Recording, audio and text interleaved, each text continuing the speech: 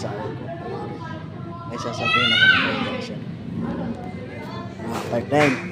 Paprank natin ang aking partner kasi kunwari, nagkahiga siya doon, kunwari, may sasabihin ako sa kanya pero wala. Para mabangunin lang natin.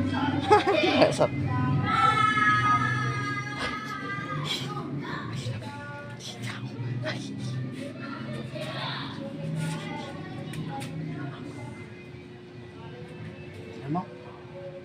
Ano ko sinasabi ko?